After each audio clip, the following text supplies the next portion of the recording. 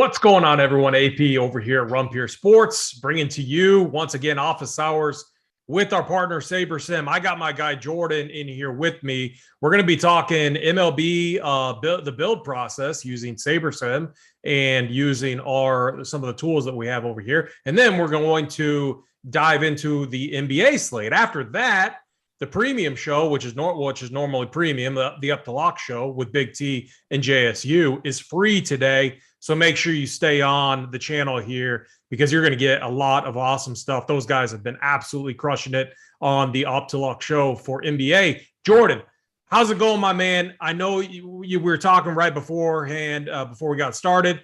There's been some updates, baseball, the offense. If you like offensive baseball, it's been tilting. We haven't seen runs. Talk to us a little bit about the updates that you guys have made over at Saber. Yeah, absolutely. So, a few things going on. I think, scoring's always a little bit low early in the season, but it seems like there's pretty compelling data coming out now here that between the changes to the ball and maybe the humidors change that was put into place in the offseason this year, that scoring's down a fair bit. So we've actually made a few model override adjustments for the start of this season that will account for that decrease in scoring. So pretty excited about that. If you have been making adjustments manually to account for the lower scoring, I would say maybe to pull back a little bit on that, because that is something that is automatically now included in our model. That's something we'll continue to modify as we feel it makes sense throughout the year. We'll see what continues to happen. I think it's people are getting pretty upset about how low the scoring is now. I don't know if it's made the game any more watchable, so we'll see what goes on there, but that's something we're accounting for in our model. A couple other quick things, just little improvements we've made to start the year. We made some improvements to the way that we handle weather and also umpire impacts. So minor factors overall, but when there are the extreme weather situations, wind blowing out, really cold games like we can get here at the start of the season. Some of the umpires that are definitely a little bit more extremely hitter or extremely pitcher friendly, you'll start to see a little bit better of an impact there. A couple other things here real quick before we really jump in. We made some improvements to the way that we handle long-term and short-term form in our model as well. So we found, based on some of our back testing to start the year, that we were just slightly overweighting recent form, short-term form. So made some updates there to start pulling in some of that longer form data back in. And finally, one big adjustment to pitcher leashes, how we handle how long the starting pitcher stays in the game versus when the bullpen starts to get activated, how long some of those bullpen pitchers get to pitch here. One of the very unique things about simulating baseball by play-by-play, batter by batter, is that we have to think about that kind of stuff. If you're just coming up with the average projections, you're not so concerned as much. Obviously, you need to project how many pitches you're going to throw or how many innings you're going to pitch, but we actually really need to model how much leash a pitcher gets and how long they'll be allowed to stay in the game if they're having a good game versus a bad game, et cetera. So we made some improvements there. So super excited about all of that. We'll be continuing to push forward on the baseball model here for a while, and keep updating you guys when we have more changes. So, yeah, all of those things are things that I don't want to think about. Yeah. So, and I'm gonna walk everyone through the early slate and all my settings and everything. So, very transparent. You can see. I think it's going to be an okay day for me. Yeah. Doesn't look like I'm going to ship anything, but I think a small return on investment, which that's always what we're looking for. We're always looking to make sure that we keep ourselves in the game so that we have more opportunities to ship. And the thing about everything that you just talked about, Jordan, with those things being factored in, I really don't like to think about them. I like to kind of manage things from a macro standpoint, adjust a few settings, get my pitching pool very defined, and run my builds. I love to embrace the volatility of MLB DFS. And, one last note too, while the runs and offense has been lower, I do think that changes. And so, like, one thing is, while others might be going away from stacking, I'm just going to go to it and even harder because it's going to change. It's going to change fast. And I want to make sure I'm having, good builds and being, fully aligned with what my belief is when I'm building multiple entries in MLB DFS. So let's pull up the screen share here, and we'll walk through the early slate. It was a big slate, 9 games. I love so this is the third time that me and you are doing this now, Jordan, with baseball. So if you've caught those other 2 shows, some of this might be a little bit redundant, but again, I think it's just important to hammer a lot of this stuff home and to incorporate how to use it with the content that we have. So yeah, I was really aligned with Gary. We had Gary, the GOAT, our guy coordinator on the playbook today. I was very much in line with him. And I always like to make my own notes first, and then I go and look at all of our content. But the first thing I did here, pulling this step 1 up, you'll see is I define my pitching player pool. So I always like to have 4 or 5, sometimes 6. I think last night's slate I had 6, but on this slate I had 4 guys, and I wanted to get overweight the field on all of them. So what I did is I altered the projections a little bit just to add some personal bias to them. Yeah. And then you'll see here, I believe you can see this. I set some min and max exposures there. Now this is like, I did this very quickly, and I wanted it to be very basic just to show everyone how simple this can be. Like if you're someone that doesn't have a lot of time, I'm telling you, I did my builds today in probably under 20 minutes, maybe 15, 20 minutes.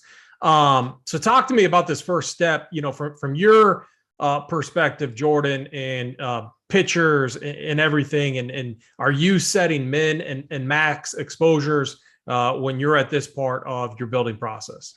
Yeah, absolutely. So on step 1, basically, you kind of want to, we always talk about it as giving the foundation for how you want your builds to look here. So if you've got that pool of pitchers from the Run Pure content and from the streams, like we've got 5 pitchers here, restricting the pool so that you've only got those 5 pitchers in your pool is a great idea. It's going to make you have a much more accurate lineup pool in step 3, which we'll talk about here in a moment, that really shows actually the way that you want to tackle the slate. I love the idea here also of setting some of these min and max exposures. If you've got these 5 guys, these are your guys, and you know approximately how you want to be exposed to these different players. I know this is kind of a common thing. If you've got your 5 pitchers, you don't want to get all the way to the end in step 3 and see that you're only using 3 of them, right? So setting some of these min and max exposures to make sure that you're getting a little bit of each of these guys, I think is a great idea.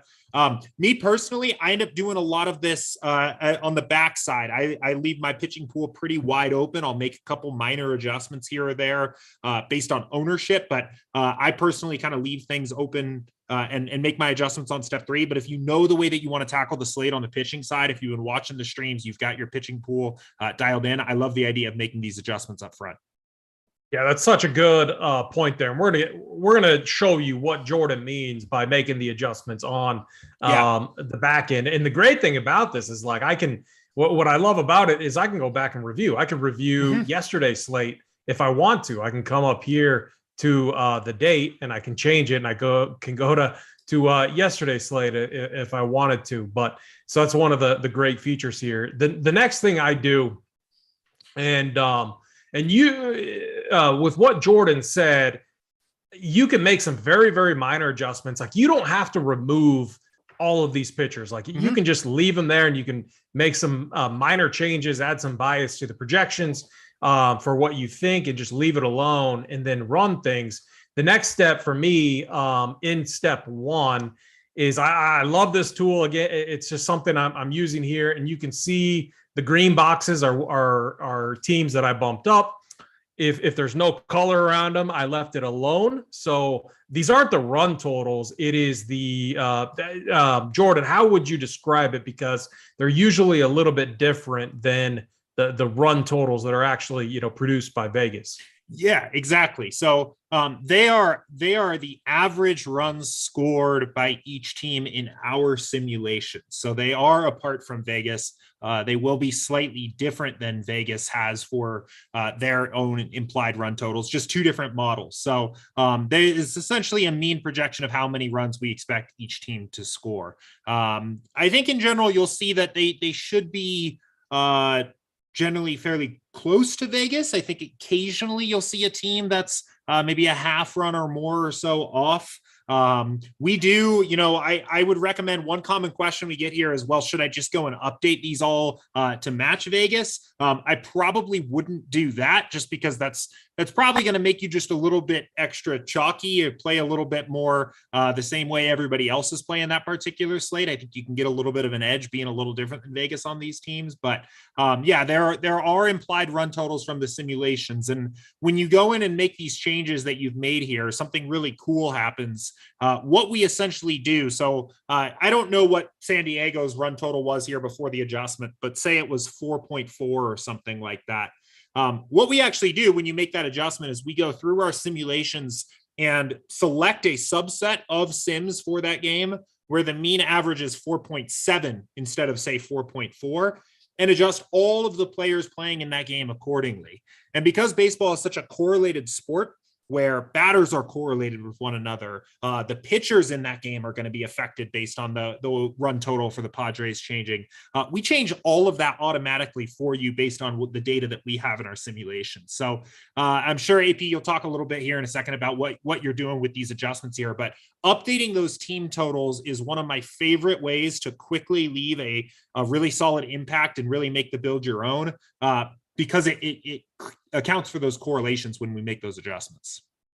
Yeah, so I believe I tried to stay within the parameters that we talked about. I like to get very aggressive, and traditionally I might get a little bit more aggressive. But what I found also is I don't necessarily need to, because you can do so much on the back end, which is something that you've talked about. So I've dialed it back a little bit with how aggressive I get. So I believe I bumped it up half a run, maybe 3/4 of a run with the Padres here. But what you can see now, when I click on this, I can see what it does to the projections. Now, I always bump this up and align it with what stacks I like. So the stacks that I'm higher on, you're going to see they're shaded in green. That means I bumped them up. Yankees today, I really like them. I made sure I gave them a nice bump. The ones that I left alone, I just, I didn't have a strong feeling either way. Like I was going to let the machine do its thing, basically, with those spots. So, and you can see that there's quite a few of them here today that I left alone. I think in previous streams, I had adjusted every single team. And what I found when we're running 1,500 builds, which I'll show you how we do that, you don't need to necessarily make all of those different adjustments there. So we'll go back to the Padres here. A stack that I like, a stack that Gary liked. So one thing I did, I looked at the playbook. He had them ranked number 1. So they were a team that I liked a lot. I believe the Yankees were also in there, so I bumped them up. The Phillies were in there too, the Marlins. And so you can see what stacks I like.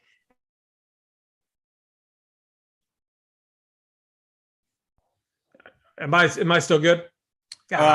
You're back now. Yeah, I think I lost you for just a second. I apologize. When I do the screen share, for some reason it goes down every now and then, but it looks like we're good.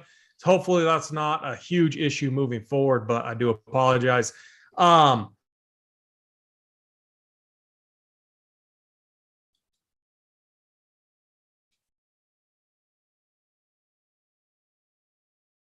I think we lost you again there, AP.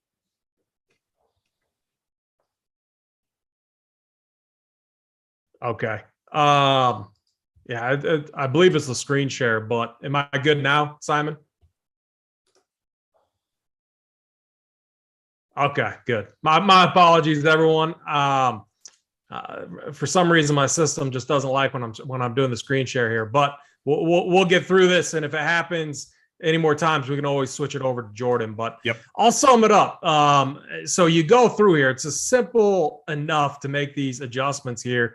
And you might have different opinions than us, and that's fine. Like that's part of DFS and getting different.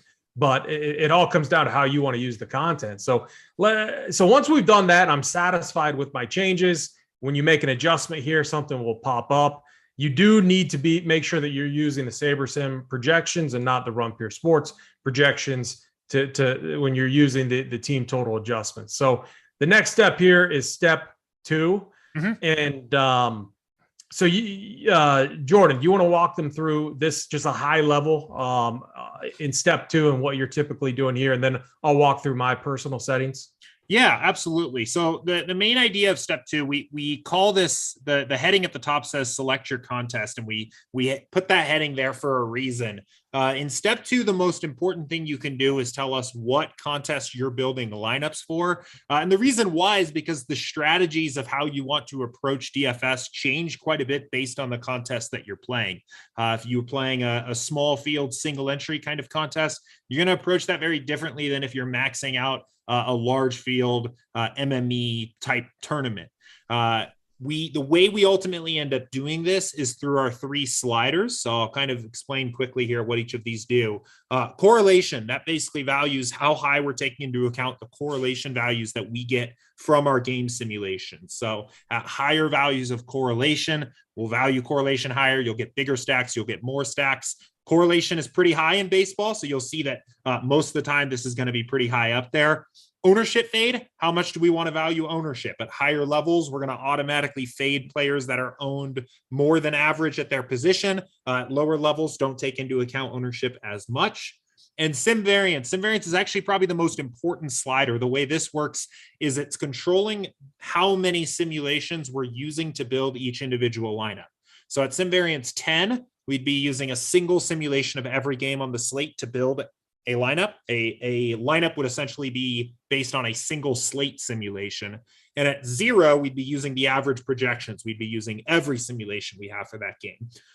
Ultimately, the impact of the sim variance sliders, it controls how diversified you are, how volatile your lineups are, what your general range of outcomes is for your lineup. So these sliders collectively replace or can be used instead of a lot of the different tools that you may have seen on other traditional optimizers out there. So they'll handle your correlation, your ownership fade, your variance. You don't need to worry about, generally, you don't need to worry about things like stacking rules and ownership sum caps and randomness settings and things like that. This is all a better approach to setting those settings in a way that's automatically adjusted for the contest you're playing. So we'll talk about AP settings here in a second, but if you're just getting started with Sabersim, the best thing you can do here on step 2 is honestly to just tell us what contest you're rocking with and to play the default sliders. Yeah, definitely start with the default. I've been playing around with this a lot now, and I'm getting comfortable with the settings. I will tell you, with MLB, I'm never going below 5 in correlation. I just like a highly correlated lineup. Yeah. I'm usually between 9 and 6. And ownership fade. So I have that down to 0. That's not always the case. It's because I'm making so many adjustments myself that I don't like, I'm fine bringing that down. But honestly, if I had less time available, I would keep that to wherever the setting put it at for me. And then sim variance, I like a higher variance with baseball. 5 is usually the lowest I'm going. Yeah. Usually I'm at like 7 or 8 or whatever the setting says. Min salary is the next thing I'm playing around with. So for me, it comes down to looking at some of the batting prices too. And I just knew a lot of the builds that I was going to want today were going to use up quite a bit of salary. So that's not always the case. So for me, I'm starting to learn that the min salary number for me kind of changes on a slate by slate basis. But for today, 49,100 was kind of the random number that I came to, and it worked out for me. I was running 75 builds in the 15, and the pool size of 1,500 is what I ran. And let's bring up, so I can obviously did this earlier, and it went through, and this was the build set that I ended up using right here. Now, here's a question I have for you, Jordan. Yeah. And I go back and forth on this. But since I'm adjusting the projections, and honestly, it might not even matter at the end of the day because of other adjustments I'm making, like when I go to the stacks and the team section. But are you using Saber score or projected score? And today, obviously, I used projected score, the highest projected score. Yeah, so I definitely prefer Saber score when it comes to baseball, mostly just because then it will value correlation here on step 3. So all of your lineups are going to be built with that correlation slider where it was set. So you're getting correlated lineups naturally. But what SaberScore does is it basically provides the builder another opportunity to grade every lineup it made. And when you grade by SaberScore, which is essentially what's happening here, it recalculates out that correlation. It's looking for lineups that are well correlated here. When you're sorting by projected score, it's just what is the highest projected lineup at the top. So you can see here, right? You're sorting by projected score. You still got a 4-4 stack as your number one lineup. So it's still taking into account correlation because all of these lineups were built with correlation. But I always prefer to use SaberScore for me when I'm on step 3, just so I'm playing the most correlated lineups possible here in the pool. Yeah, very good. And honestly, I go back and forth. Yeah. It's more of a flip of the coin, but I don't think there's a right or wrong. But I like your explanation there. So the next thing I do is I go to teams. So this is the very first thing I do. Mm-hmm. And it's not going to look like this right away. It's going to look a little bit different. But then I add some customization there to dial in my stacks a little bit more. So if we went back to it, the Yankees, Philly, Marlins, Astros, Padres, all stacks that I was high on. And I wanted to be overweight the field on each individual stack. So I wanted kind of a baseline of 35%. And then I wanted to eliminate a lot of other potential stacks in my overall build. So this is something I did have to put a limit on. Mm-hmm. The Marlins, I had to put a limit on the Yankees, which I'm kicking myself for, because when I adjusted them, it was giving me like 65% Yankee stacks, which, Jordan, like, what am I doing? I should have just let I should have let Saber do what it was trying to do for me, because it would have been a lot more friendly. But I unfortunately dialed it back a little bit. But it's a long season. I love this process. It's really easy for me. I can see right here, and let's just pull it up. Let's pull up one of the Yankee stacks that I had in there. What you do is you click that button there. It's going to highlight and it's going to bring up all of our Yankee stacks over here. And so you can go and you can review and see what they look like, which is nice. And then you can do it by, okay, I want to see how many 4-man stacks I have. Is there an easy way how would I highlight the 4-man stacks? Just like that? Yep. So there we go. This will show you. So that's going to force. Yeah. So, okay. So it's going to, and then I could also, if I wanted more 4-man Yankee stacks or 5-man Yankee stacks, I could put so like, I'm still like just now, like touching the surface here on some of this stuff, because I've been doing it at a very high level, and getting my stacks to let's see, how do I get back to so this is a little weird. So you've got a filter set, so you'll want to, if you go back to 4 stacks, there we go, unfilter by Yankees, and then so this is going to be even more fun. So let's just say I want more 5-man and 4-man stacks instead of doing it just at a high level, because right now what it's showing is at least 2 players from one team in a lineup, and that's what's generating this number right here. So then if you want to be more aggressive with the team like the Yankees, you could go to a 5-man stack or a 4-man stack there, and you can then set your min and max exposure. So that's awesome. I actually haven't been going that deep into it. Jordan, talk to us a little bit more about this section. How deep are you going in to some of these settings here to define how aggressive or passive you are when it comes to stacking? Yeah, you can get pretty granular here, and you're seeing, you had pretty flat exposures when you were on the all tab here, but then we look at the 5 stacks and it's 35% Houston. So if you want to stay really flat with the way that you're getting exposed to all of your different teams, I think this is a pretty good way to do it. I personally I do the same thing you do. I mostly work within that all tab here. I think it's just a little bit easier to just kind of think about your stacks as a whole. But if you really want to go in and get pretty specific, especially, I think that's a little bit easier if you're playing less lineups. The more lineups you're playing, I think the more comfortable you have to be, looking at things at a high level. I think you can get a little bit more specific when you're only playing 10 lines or something like that. But that's typically what I do. I do the same approach you do too here as well, where I want to be pretty spread out. Even if I've dialed in on a couple teams that I really want to focus on, I'm typically wanting to be pretty spread out amongst them. So I think my top stack today in 150 was also about 40%. And it was also weirdly all on the Astros and Marlins for me too. So similar deal there. I thought real quickly, I'll explain a little bit more of what's going on here for people that are a little unfamiliar. So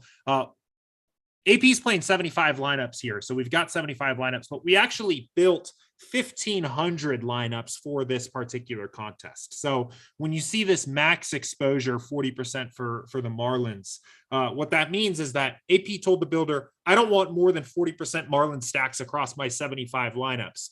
And then the Sabersim goes in and looks at that entire pool of 1,500 and finds the best 75 where no more than 40% of the lineups have a Marlin stack in it. So this allows you, I mentioned this here at the start of the stream as well. This functionality allows you to make changes here at the end of the build, rather than having to do everything up front, to have everything dialed in up front, then press build and just hope it works. You can make some changes up front, just like AP did. He adjusted his team totals. He selected his pitcher pool, but then he's doing some fine tuning on step 3 here to get everything exactly the way you want. So that's basically like the perfect way to use the tools. Take advantage of all the different things that are at your that are in your toolbox here. Make adjustments in step 1, make adjustments in step 3, step 2 even, and go from there. So yeah, very good. Yeah, and I love how simple it is. And if I ever get to the point to where it's requesting me to make more builds, sometimes what I'll do is just go back to step 1 and make some adjustments there. Yeah. Is that something you do too? So like sometimes if there isn't, let's just say there was a stack that maybe for some reason it wasn't within that 1,500, it wasn't pulling enough in. Maybe it was an adjustment that needed to be made in step 1. I mean, am I doing it the right way, doing it that way? Or, is there another thing that you're doing if it's asking you to make more builds? No, 100%. So yeah, if you make a ton of adjustments in step 3, or especially if you're working with a little bit of a smaller pool, I see you've got 1,500 here. But if you've got like 500 lineups in your pool, you can definitely get that message that says, it's saying we can't find the number of lineups you're looking for in this pool with all of these restrictions you've put on it. So I think that's a pretty good opportunity to take a pause and just make sure that's the way you want to approach the slate, right? I think it's important to remember that what that message is really saying is that of the first 1,500 or 500 viable lineups we built for this contest, there aren't 20, 75, 150 that match what you're trying to do. So I think it's a good opportunity to check, make sure that that's the way you want to tackle the slate. And if so, go back then, yes, and make adjustments in step 1. So you've got a more flexible pool, a better pool of what you're trying to do here. So, a good example, I know you had knocked down the Pirates quite a bit in step 1. If you had changed your mind here now and decided, in step 3, I want to 5-stack the Pirates in 50% of my lineups, the builder's not going to find those lineups for you because they aren't there. You already knocked down the Pirates in step 1. So that would be a good opportunity to go back and make that and undo that adjustment, I guess, in that case. So you got a better pool. Yeah. And this slate was easy. I mean, I literally did it in under 20 minutes, maybe even less. And I didn't have, I liked my exposure to pitching. I got a good amount of all 5 that I wanted. I liked how they were mix and match. And it was simple enough. These are the entries I put in. One thing that's nice is, and I didn't have to make any adjustments today, but if there was a late scratch or a batting order came out that was different than the projected, I can really easily make the change here using some of the late swap tools, which is nice. So, I mean, we covered this, and if you have more questions, if anyone has more questions about late swap with MLB and making adjustments, we've covered it in the last 2 videos that we've done. But I mean, it's really easy. We can go here, late swap. I'm not going to be able to do anything, but let's just say 10 of your lineups had someone where they weren't, a batter wasn't in the starting lineup. We can just click this right here, only swap lineups containing out players. Yep. We do that. Obviously, it says 0 right here. And now we know that we're good to go basically. And if you do this, it's not going to change your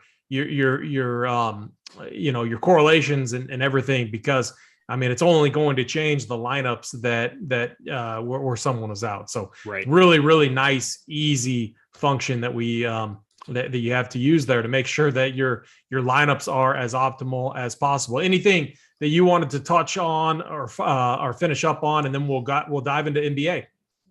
No, I not much from me. I think those swap tools can be very useful. I know the Red Sox lineup came out a little bit late, so I used those today. No JD Martinez, no Xander in the Red Sox lineup, and I had a little bit of those guys when I built mine. So super easy to just go in there and swap them out real quick.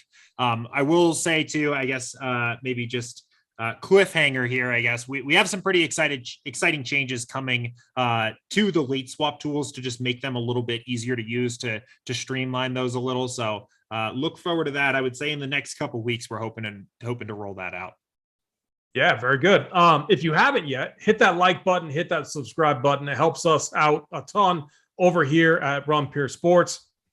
We have a special show for all of you tonight. Usually it's premium only, but the Up to Lock show with BigT, JSU, Holden is coming on after this. So let's move over to NBA. Now, none of my settings are changed or altered with yet. I actually still have to dial in the heat map tonight, so I haven't even done that yet, but gonna have plenty of time to do that.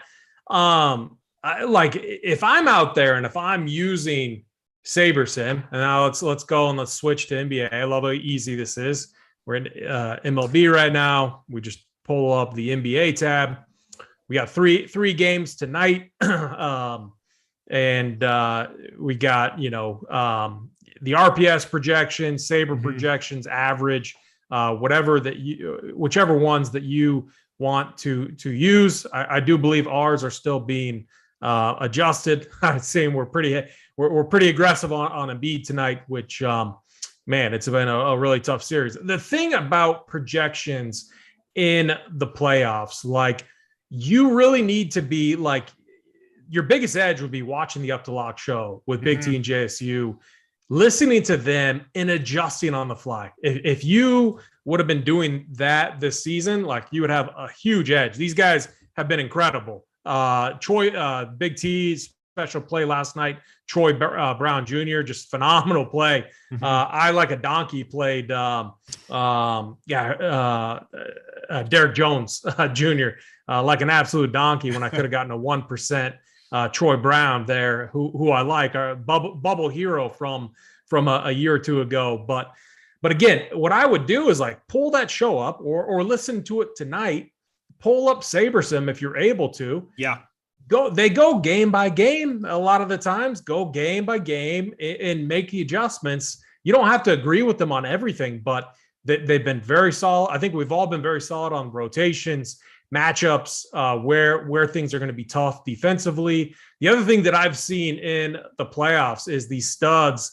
Luka might be the exception, but these studs aren't hitting their top line values that we're so accustomed to seeing throughout the season. Part of that is because teams are adjusting for them. They're getting all the attention. I mean, the Nets series was a great example. Boston took away KD and Kyrie, and what they said was, hey, all your other guys, let's make them beat us, and not the stars on that team. So something that you're seeing here, and making the adjustments, I think, on the fly, just like we did in MLB, I think is something that can give you a huge edge. Before we dive into this slate on a very high level, Jordan, do you have any other comments? Now transitioning over to NBA and using Sabersim.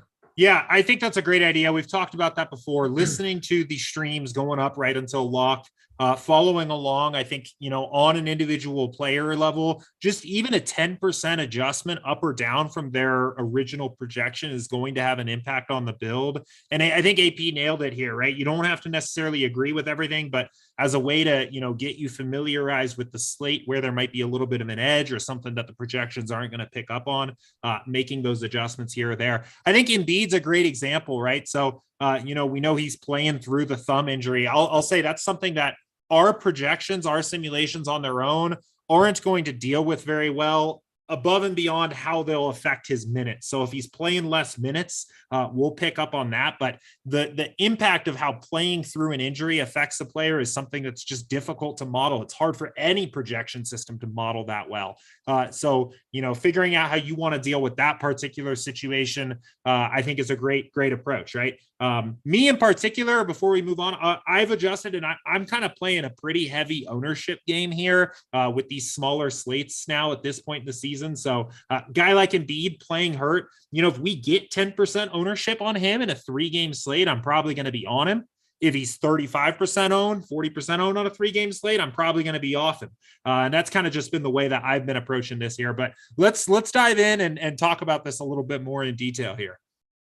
Yeah. So one thing, and we can touch on it on a high level, a few things with playoff basketball that we get tighter rotations, but we also get defense. Mm-hmm. A lot of the time throughout the regular season, we're not seeing real defense. You're seeing it now. The Raptors, another great team, they've been just nasty defensively, and we're not seeing those high fantasy outputs, which really impacts the studs. Because if you think about the stud pricing, a lot of the times, like, their season outputs are factored in to pricing. Now we've seen that come down a little bit, but I have been there's certain players where I leave them alone, but a guy like Embiid, man, I've seen enough now. I'm bringing him down. Harden, he's deferring to Tyrese Maxey now. He's a guy I've been bringing down. Tobias Harris, he's going to play 40 plus minutes tonight. Not the best like fantasy producer. He needs the scoring and he needs to get going early and often. I'm going to leave him alone. If he lands in my build, I'm fine with it, but I'm not going to touch his projection a little much. Same with Tyrese Maxey. I'm going to leave him alone. We've seen the type of upside that Maxey has given us. And then these other guys, Shake, Niang, Paul Reed, this is not the spot, man. Philly needs to close it. They're playing. We know what the rotation is here. I don't like Danny Green at all, but I know he's with the game being back in Toronto. They have no Thibault. I know that he's going to get the minutes, so I'm going to leave him there. Not going to like bump him way up or anything. He's raw scoring dependent. He needs to hit those corner threes. But if he does, you never know. He could pay off his tag. But I'm literally going through here and making some adjustments, getting rid of just players that I could just personally never see getting there. And Philly, I think it's a pretty predictable scenario rotation-wise. So I'm doing the same thing here too. Like Kim Birch, he always gets the start, but plays like 4 or 5 minutes, and we never see him again. So I'm always Xing him out. We know Fred VanVleet is out again tonight. That already came in. We get Scotty Barnes. Point Scotty. I think this is a spot where projections haven't adjusted correctly. Now, am I going crazy on him? No, but I'm going to give him a couple points up. I'm gonna bump him up a couple points here because he's definitely a guy I like tonight. Siakam is the tough guy for me. We've seen big point totals out of him, but we've also seen a floor out of him. We do know that he's going to play a ton of minutes tonight. I'm probably fine just leaving him alone right there. Gary Trent is a guy who benefits from Fred VanVleet being out, but with Scotty like running things on offense, he does become a little bit more raw scoring dependent. So I might actually bump him down a point and a half. Just real moderate, projection changes. The other thing, and what I'm talking about, like what I'm doing right now, is just very high level stuff. Yeah. But when I'm listening to the show that's going to start here in 35 minutes, this is what I would be doing if I'm a subscriber. I would literally be listening to JSU and Big T talk about the matchups. JSU is going to give a really detailed breakdown of each series. He's been on point. Take advantage of that. Pull Saber up, make the adjustment changes. You're going to have, like that might be better than even using the core plays that we do provide. If you do that, you might have what they're on before they even have it. So I literally just go through here and I look at each one. So now we got I believe a notification came through that Devin Booker plans to play. I haven't seen any type of minute restriction or anything like that. You would assume that there would be some sort of minute monitoring there, but he impacts a lot of people on that Suns team that I liked. He impacts CP3. He impacts Mikal Bridges, who had a monster game and his price went up. Even if Booker's on the floor for 20 to 24 minutes, he's going to have an impact fantasy-wise on these players like Cam Johnson, Mikal Bridges, and Jay Crowder, who have seen price bumps due to Booker being out. Same thing with CP. So, again, things that they're going to cover on the show coming up here. But you can make adjustments here on the fly. The one I did want to mention, the one stud I do like that I'm probably gonna keep him very high, or at least my highest own, or I could just click the lock button. That's my guy Luka Doncic here against Utah. We know his rotation is back to what it should be in the playoffs. He's playing big minutes, and he's definitely my favorite stud on the slate tonight. In this step one, is there anything that you wanted to add, kind of high level type of stuff here, Jordan?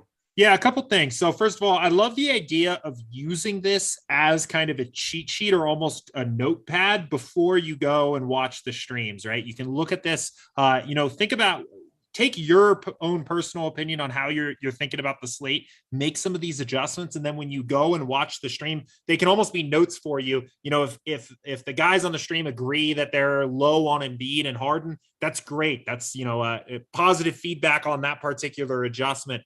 Maybe they're not so high on somebody else that you bumped up, and maybe you take that one off or stay with it if you believe in that take. But using this kind of as a cheat sheet or a notepad before you watch the streams, I think that's an awesome idea. Definitely into that.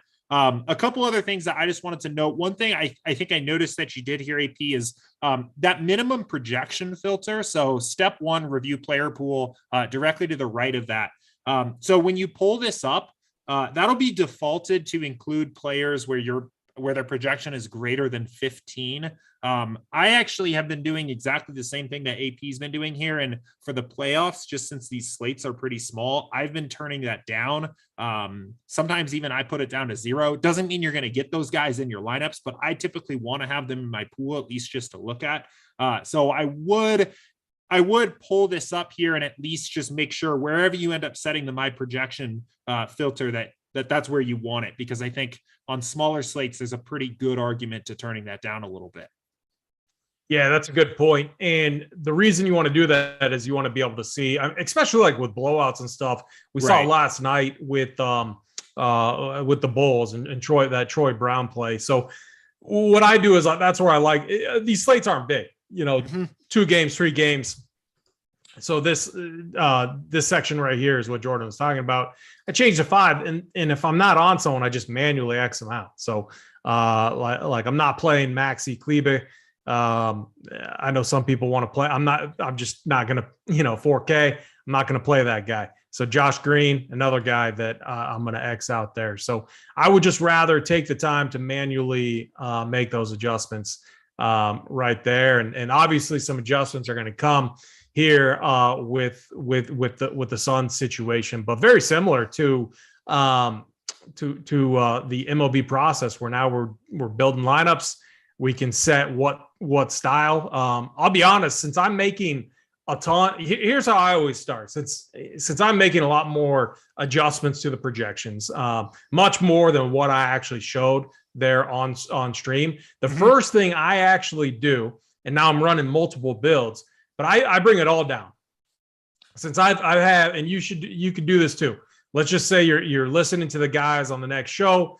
You're making some big changes projection wise to align with what you believe and what the guys believe on the show. I bring this all the way down to 0, and then I run it and I sort by the highest projected, just because I want to see what those builds look like. Then what I'll do is I'll if I'm satisfied with it, I'll make note of my top maybe 1 or 2 builds, because I'm usually running 1 to 3 right now. And what I'll do then is now I'll get in, I'll start making some changes here, and I'll see what some of these Saber settings do, and I'll compare the builds, and I'll come down to like 6 of them, and I'll go with my top 3. So that's one thing that I've been doing in the playoffs right now that I've had a lot of success with. And the one reason why I feel that you can do that is if you're making a lot of those changes, those projection changes, to align with the content, align with what the guys are saying in that step 1 process. Is there anything here that you're doing to kind of capture that variance that you were talking about when it comes to playoffs and it only 2 games, 3 games, et cetera? Yeah. So I will say one thing. I would recommend keeping the sim variance probably almost always at least above 5 for these small NBA playoff kinds of slates. The one thing to remember there is that's essentially controlling how much do you want to value individual simulations.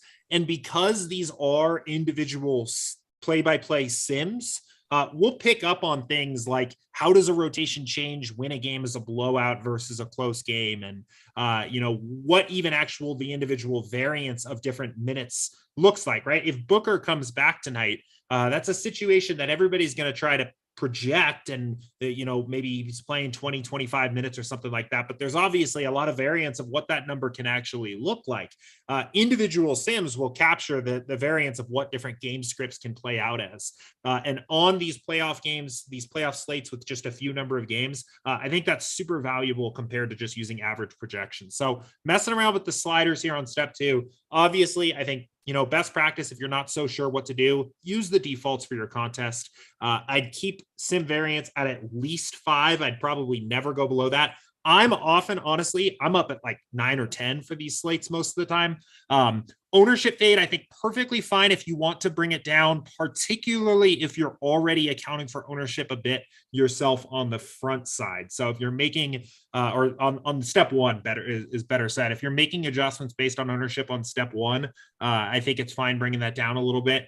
The ownership fade, I think a really good way of thinking about this slider is, if you don't have any opinions about ownership, or if you don't have any idea of how you want to play to get to some lower owned plays, the ownership fade slider will automate that for you.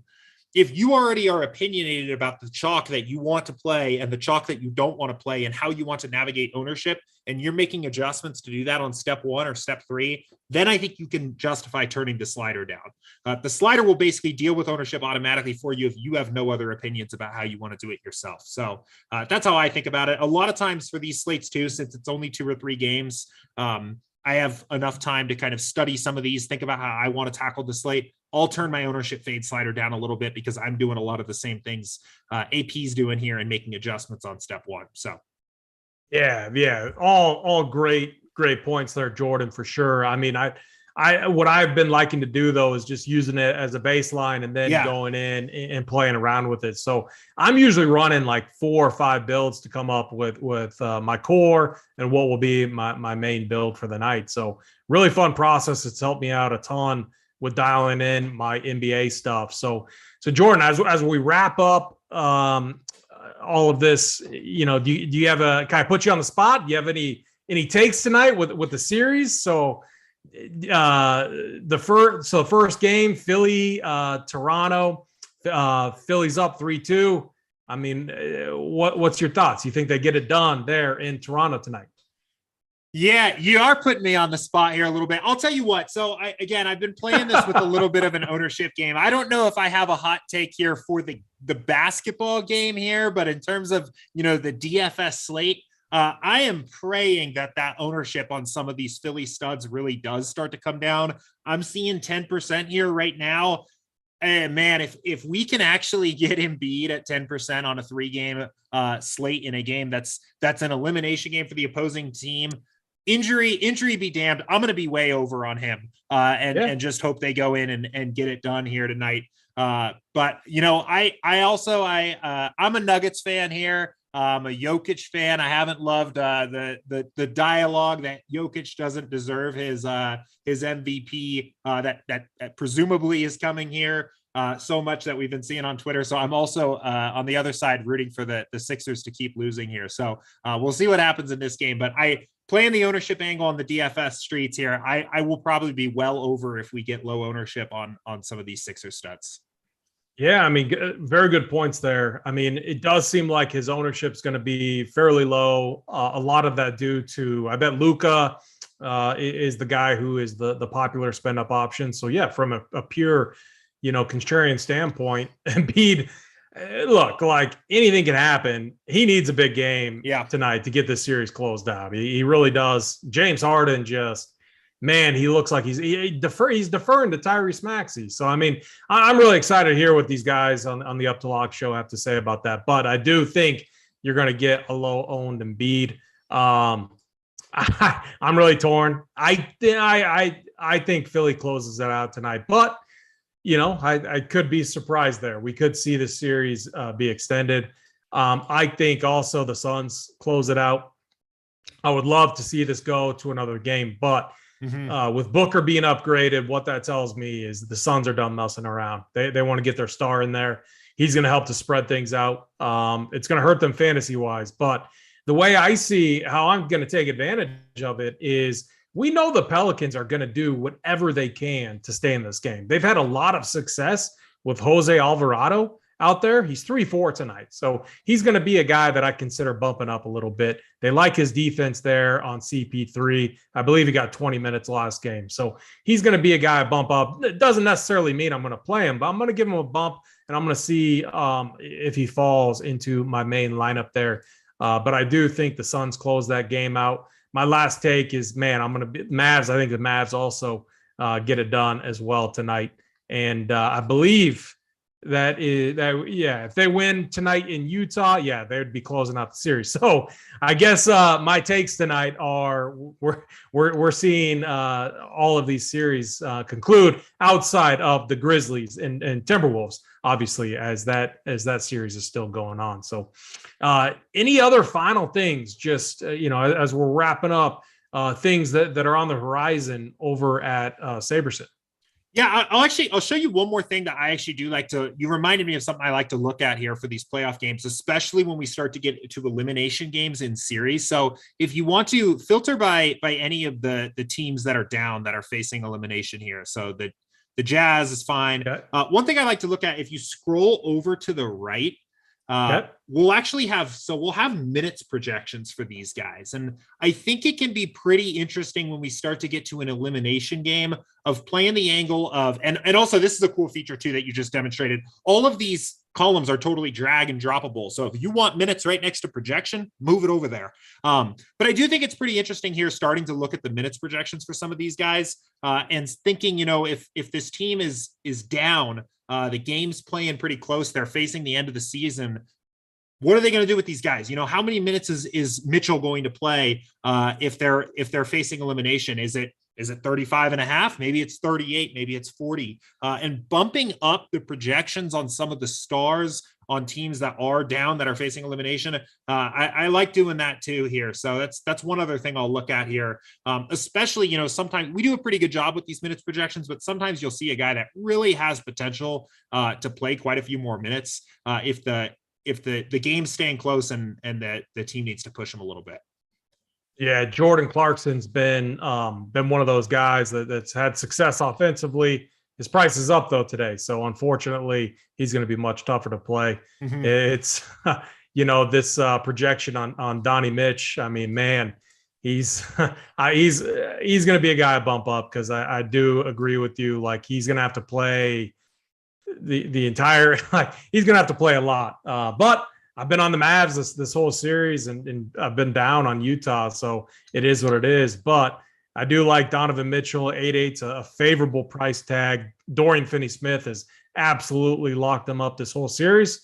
But if they were to extend it, like you said, he's going to have to play big minutes, and he's going to need a big game. So that's a great thing that you mentioned right there. So, anything else, Jordan, or are we good? I think we're good, man. I'm excited for this slate. Now we've talked about it a little bit here. I had no idea Booker was coming back tonight here, so I think that is going to kind of flip everything on its head, and excited to start building some lineups. Yeah, so it looks like, so I don't have YouTube chat up, but our guy Simon. So yeah, I mean, quick thoughts on the night baseball slate. I actually do not. Isn't it a 2-game slate? It is a 2-game slate here, so I'm personally skipping that one here. But yeah, we do have a 2-game slate coming up here. Yeah, I honestly I haven't looked at that 2-game slate, so I do not have any thoughts on it. I'm going to be focused on the 3-gamer that we have for NBA tonight. So, and I'm definitely going to be watching the Up to Lock show, which is coming on here in 19 minutes. We got Big T, we got JSU and Holden, I believe, taking you up to lock for the NBA slate tonight.